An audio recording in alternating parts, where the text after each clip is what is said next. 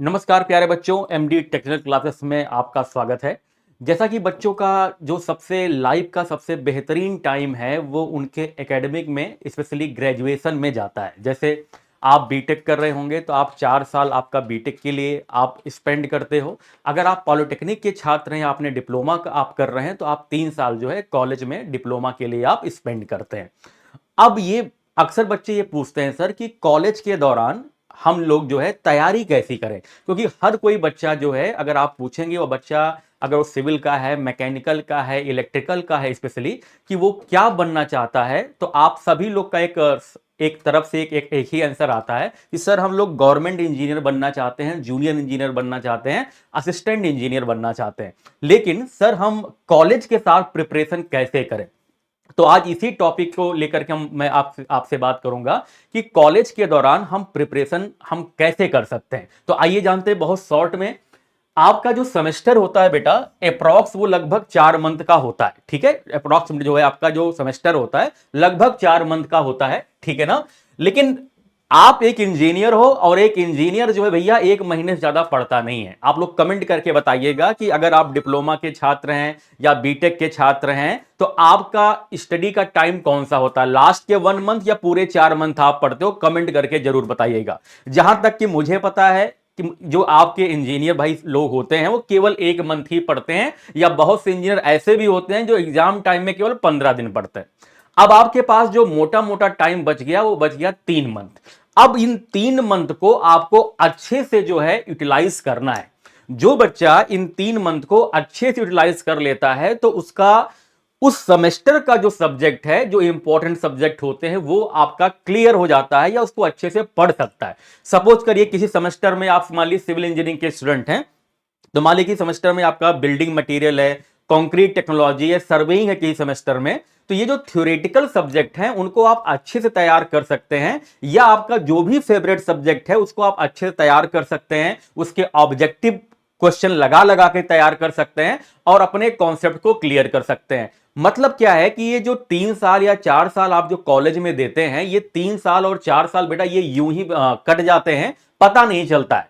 आपको आपका गोल क्या है ये आपके लिए बहुत इंपॉर्टेंट है। अगर आपको गवर्नमेंट जॉब करना है बेटा तो इन 3 साल को या 4 साल को आपको बहुत अच्छे से यूटिलाइज करना चाहिए। मतलब हर सेमेस्टर में लगभग आप 2 से 3 महीने को आप अपने कंपटीशन एग्जाम की तैयारी में दे सकते हैं। अब दूसरा क्वेश्चन ये आता है सर कि कॉलेज में अटेंडेंस की बड़ी दिक्कत होती है, 75% अटेंडेंस मांगते हैं। कि आपके कॉलेज में भी 75% अटेंडेंस मांगते हैं? कमेंट करके जरूर बताइएगा। अगर वो 75% अटेंडेंस मांगते हैं बेटा तो भी आप जो है आप इंजीनियर हो, आपके पास हर तरह का सोल्यूशन होता है कि आप 75% अटेंडेंस को मेंटेन कर सकते हैं, उसका आपका पढ़ाई में कोई व्यवधान नहीं आएगा। अब सपोज करिए आप 6 दिन आपका कॉलेज होता है, आप 6 दिन में 4 दिन 5 दिन कॉलेज जा सकते हैं, या कोई पर्टिकुलर लेक्चर अटेंड कर सकते हैं, या किसी पर्टिकुलर लेक्चर में आप नहीं जा सकते हैं, तो इस तरह से आपका लगभग 75% या 70% अटेंडेंस आपकी मेंटेन हो जाती है। तो अगर आप पढ़ना चाहेंगे तो उस टाइम का आपका यूटिलाइजेशन हो जाएगा। हर सेमेस्टर में कुछ इंपॉर्टेंट सब्जेक्ट होते हैं जो कंपटीशन में बहुत पूछे जाते हैं, उन सब्जेक्ट को आपको बहुत अच्छे से तैयार करना होता है। तो आप उन सब्जेक्ट को जरूर ध्यान से पढ़िए बेटा, पीवाईक्यूज लगाइए, क्योंकि आपका जो टारगेट है वो आपका बीटेक या डिप्लोमा केवल पास करना नहीं है, आपका टारगेट है अगर गवर्नमेंट एग्जाम, तो आपको उन 3 साल और 4 साल को अच्छे से यूटिलाइज करना पड़ेगा। ठीक है, तो यही मैंने लिखा है यूटिलाइज 3 मंथ। आपको ये 3 मंथ को बहुत अच्छे से यूटिलाइज करना चाहिए। दूसरी बात है बेटा कि जो एकेडमिक का परसेंटेज है, सपोज करो आपके परसेंटेज कम आ गए, जैसे आप तैयारी कर रहे हो, तैयारी अलग होती है और एकेडमिक के मार्क्स अलग होते हैं। तो अगर आपके मार्क्स कम हो रहे हैं उससे कोई दिक्कत नहीं है बेटा। एकेडमिक परसेंटेज का गवर्नमेंट एग्जाम में कोई रोल नहीं होता है। आपके पास डिग्री है, आपके पास मार्कशीट है। आपको पता है डिप्लोमा में भी बीटेक में भी इंटरनल मार्क्स भी होते हैं, एक्सटर्नल मार्क्स भी होते हैं। दोनों का बैलेंस करके एटलीस्ट आपका 60% के ऊपर तो बन ही जाता है। ठीक है, तो अगर आप तैयारी कर रहे हैं तो आपका माइंडसेट इतना बढ़िया है कि आपका 70% तो वैसे भी आ जाएगा। ठीक है, तो परसेंटेज मान लो कम भी होते हैं तो उसका कोई रोल नहीं होता है गवर्नमेंट एग्जाम में। तो यही मैंने लिखा है academic percentage no role in government exam. Government exam में एकेडमिक परसेंटेज का कोई रोल नहीं होता है, इसके लिए आपको टेंशन लेने की जरूरत नहीं है। किसका रोल है बेटा? नॉलेज। अगर आप कोई पार्टिकुलर सब्जेक्ट पढ़ रहे हो, आप मान लो फ्लूइड मैकेनिक्स आपने पढ़ा, फ्लूइड मैकेनिक्स में आपके एकेडमिक में नंबर बहुत अच्छे आ गए, लेकिन उसकी प्रॉपर नॉलेज नहीं है, उसका आप ऑब्जेक्टिव नहीं कर पा रहे हैं बेटा, तो कंपटीशन नहीं निकलेगा। अगर आपके ऑब्जेक्टिव आप सॉल्व कर पा रहे हैं, उसका आपका आपका जो है कॉन्सेप्ट क्लियर है, भले थ्योरी में आपके मार्क्स कम हो गए, उससे कोई दिक्कत नहीं है, आपका कॉन्सेप्ट क्लियर होना चाहिए। तो knowledge is more important in government exam, knowledge बहुत ज्यादा इंपॉर्टेंट होता है बेटा। और प्रिपेयर्ड थ्योरेटिकल सब्जेक्ट, जनरली होता क्या है कि जब कॉलेज लेवल पर हो सकता है कि टीचर आपको उतना ना पढ़ाते हो, ये तो आप कमेंट करके बताएंगे कि टीचर आपको, कुछ टीचर हो जो बहुत अच्छा पढ़ाते हैं, कुछ टीचर नहीं पढ़ाते हैं, उसके लिए हम लोग कुछ नहीं कर सकते हैं। लेकिन हर स्टूडेंट का एक फेवरेट सब्जेक्ट होता है, तो एटलीस्ट उन फेवरेट सब्जेक्ट को आप अच्छे से तैयार कर सकते हैं। जैसे सिविल इंजीनियरिंग की बात करें तो कुछ थ्योरेटिकल सब्जेक्ट होते हैं जिनको आप थोड़ा सा मेहनत करोगे, उनके डेटा वगैरह आपको याद हो जाएंगे, तो आगे चल के बहुत काम आएंगे। जैसे सपोज करिए सर्वेइंग, पीएचई जिसको आप पब्लिक हेल्थ इंजीनियरिंग बोलते हो या इन्वायरमेंटल इंजीनियरिंग बोलते हो, इरिगेशन हो गया, बिल्डिंग मटेरियल होगा, या आपका कोई अदर फेवरेट सब्जेक्ट है, तो एटलीस्ट आपके 5-6 सब्जेक्ट, अगर आप 3 साल में केवल 5-6 सब्जेक्ट आप तैयार कर लेते हो, तो आगे जब आप प्रिपरेशन करते हो तो केवल 5-6 सब्जेक्ट ही तैयार करने पड़ते हैं बेटा, तो आपका जो लोड है काफी कम हो जाता है। तो एक कहावत है ना, जहां चाह वहां राह, तो ये आप डिसाइड करोगे कि आपकी चाह कहां पर है।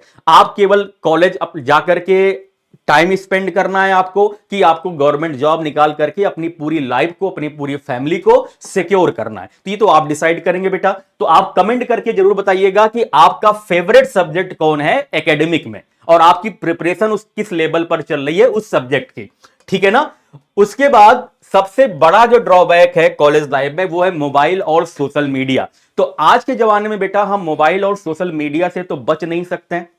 हम ये नहीं कह सकते हैं कि भाई आपको मोबाइल यूज नहीं करना है, आजकल सारा काम मोबाइल पर हो रहा है, सारा काम सोशल मीडिया के दौरान हो रहा है। लेकिन आप एक टाइम ड्यूरेशन डिसाइड कर लीजिए, आपको किस टाइम मोबाइल यूज करना है।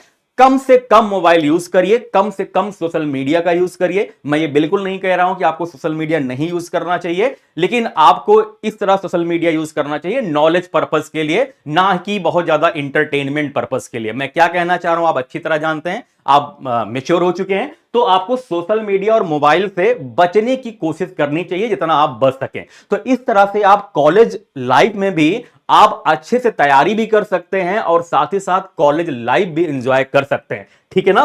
साथ ही साथ कुछ बच्चे ऐसे भी होंगे जो बीटेक कर रहे होंगे, डिप्लोमा उन्होंने कर रखा होगा, तो वो आप साथ साथ में तैयारी भी कर सकते हैं। जैसे आरआरबी जेई का भी वैकेंसी आ चुकी है, तो उसमें डिप्लोमा वाले भी एलिजिबल हैं, बीटेक वाले भी एलिजिबल हैं। तो जो बच्चा डिप्लोमा कर लिया है वो भी यहां से तैयारी कर सकता है।